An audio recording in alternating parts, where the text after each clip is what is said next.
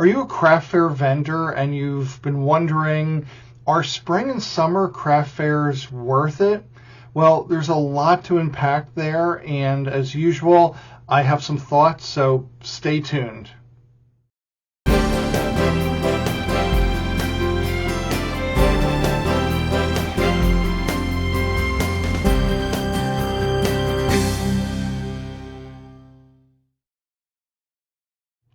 Hey everybody, Bill here from the Craft Fair Insider, and I have been selling both at in-person craft fairs and online since around 2016, so I have a lot of experience. I have a lot of learnings and a lot of failures, and that's kind of what we talk about on the channel. If you are brand new to Craft Fair Insider, welcome. Please consider liking this video and sharing it with your craft fair vendor friends. I would love to have this information shared widely if you think that it is worth it. So today what we're going to talk about are spring and summer craft fairs. Before we get there though, everybody knows that Christmas, your fall festivals, your holiday bazaars, all of that, they're really the cash cow. And just like retail, that's when those stores start making their money. In a lot of cases, we have people buying things for themselves. We have people buying things for gifts. They're out hunting, looking for things at that holiday season. But when it comes to spring and summer shows, it's a whole different garanimal, as I like to say. Spring shows definitely have lighter foot traffic. So you're not going to find quite as many people traipsing around, wandering through, seeing what's available. They are, in some cases, a little more browsers because it's nicer weather for a lot of the areas of the country. People are just kind of trying to get out, enjoy the day, come across a craft fair, and they're just wandering to see what's there, if something catches their eye. Not so much an intent always in making a specific purchase for a purpose. And the season definitely is going to affect the types of things that people are looking for. So one of the questions, if you're not sure if spring and summer craft fairs are right for you, is think about what are the types of products that you sell.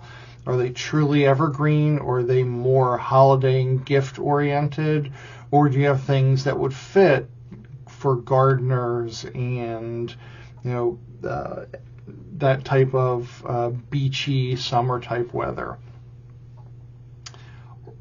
It's really important going into a spring and summer craft fair to have realistic expectations about spending trends. People are generally a little bit more budget conscious during that time period. Again, they're not in a gift buying mindset. In some cases, if it's early spring, even pre-Mother's Day, people may still be paying for what they bought at Christmas. You'll get a little burst for tax refund season where people might have a little bit more disposable income, but generally speaking, people are spending less. Maybe what they're focused on would be home decor, garden items, or smaller impulse buys, something that maybe they weren't thinking about, but when they see it, it's not a lot of money, but it's very interesting to them. So there is some opportunity there.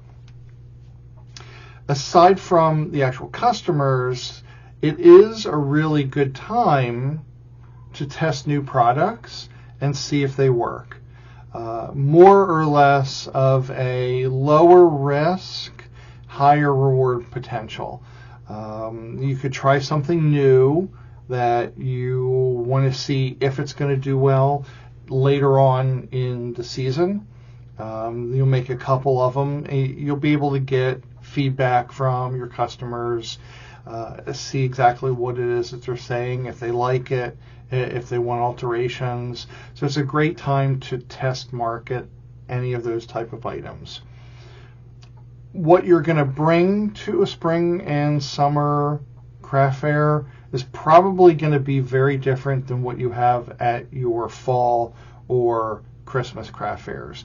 So if you're super focused on those fall and winter holidays, I probably wouldn't bring them to a spring and summer event, because that's just, people are not in the mindset for that. I think if you're selling things both online and in person, which I think most of the listeners here are, there's nothing wrong with having your Christmas items and your Halloween items up all year round. Usually that's not going to cost you a lot of money to have those things available for online purchase. And the people that are really looking for them, that's where they're going to search. They're going to be searching online to see if they could get those things off season. Not so much at a spring or summer craft fair. So you're going to end up packing everything, lugging it to the event, putting it out, taking up table space for maybe other things that could sell, just to have to take it home again, most likely. Now, there's always the exception to the rule. Some people might do really well at some of these events. In July, possibly a Christmas in July event, although for me personally, haven't done that well at a Christmas in July event. They keep trying to make it happen, but I haven't hit a market yet that's been super successful about that, and people actually buying Christmas items. So another consideration then, cost versus profit. Vendor fees are very often lower in the spring and summer events, but along with that lower booth fee, you're probably going to have less sales. So, it's not going to be a big windfall for you. So in addition to the low booth fee and possible lower sales, you want to be a little more aware of your travel expenses and your time to make sure that you are still profitable overall for those events. Sometimes it might not be worth it in the end.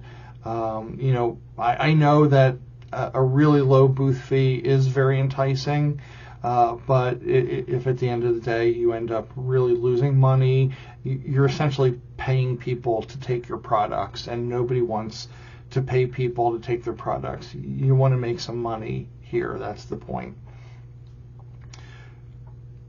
Another advantage to spring and summer shows is because they are a little bit quieter, you can network a little bit more with your neighbors and wander around the craft fair and try and talk to some of those other vendors and make those connections. In addition to the actual vendors who might be able to help you with recommendations for other shows that they think you might do well in. If you're not really sure, they could give you a little bit of an introduction.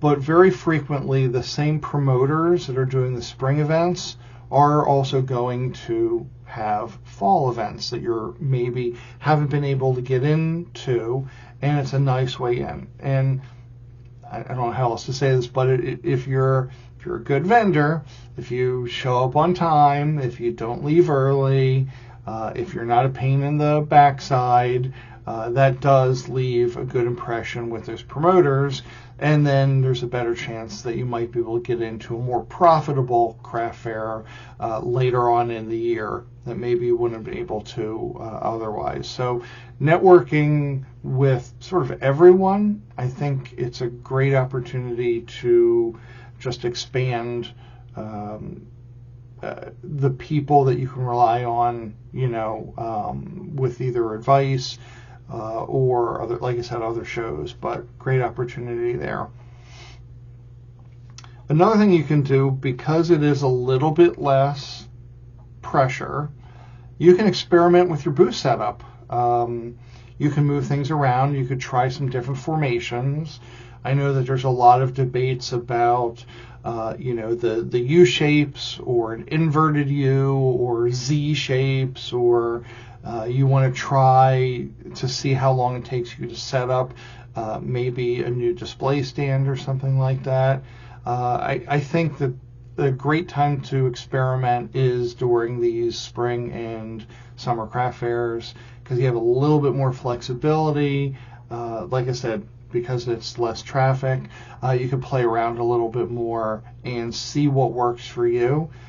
Now, if you have not done any craft fairs at all and you are trying to dip your toe in, again, spring and summer might be a good way for you to do that. I usually say to do the smaller, like small schools, firehouses, things like that, that are maybe under 50 vendors. That's a great way of, testing out your setup live to see how long it's going to take you to put everything together and tear it down and start getting in the habit of, in time, having it be a faster setup for you. So experimentation, great time to do that. So we're experimenting with booth setup. We're experimenting possibly with new product lines.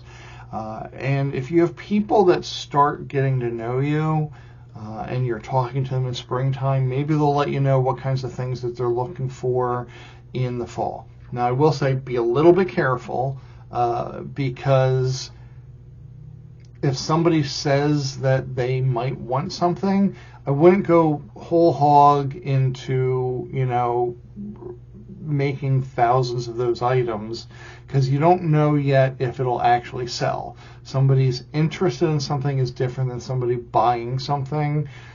So you want to make sure that you're hearing consistent feedback or consistent asks, and then still you do a small sampling of that and make them available and see if they sell. And if those sell, then you can really start doing even more items. So as always, there are going to be exceptions to the rule, so to speak. There are some people that spring and summer are their bread and butter, particularly if they're at farmers markets, if they have more of a food type stand, baked goods, things like that. Those are a bit of a category in their own. But if you're doing, crochet or jewelry, people have certainly different experiences. And it's also going to vary if you have a really large number of people that are on your email list. And I hope everybody has an email list. And we'll talk about that in some future videos. But it's really important to let people know that you're going to be there, even if the promoter is advertising the event. You still want to get your customers to know where you're going to be and then coming out to see you. And yes, there's all the social medias that you have. There's ups and downs to those, but if you have people sign up for your email list, that is super critical to let them know where you're going to be. And then, regardless of the size of the event, hopefully they're going to come out and support you. So that is what I wanted to cover here. Ultimately, I would say still worth doing them. Don't expect to have the same level of sales that you have at the fall and Christmas events. And if you have different experiences, please let me know in the comments. I'd love to hear from you. So that's it for today. Thank you for listening, and good luck out there.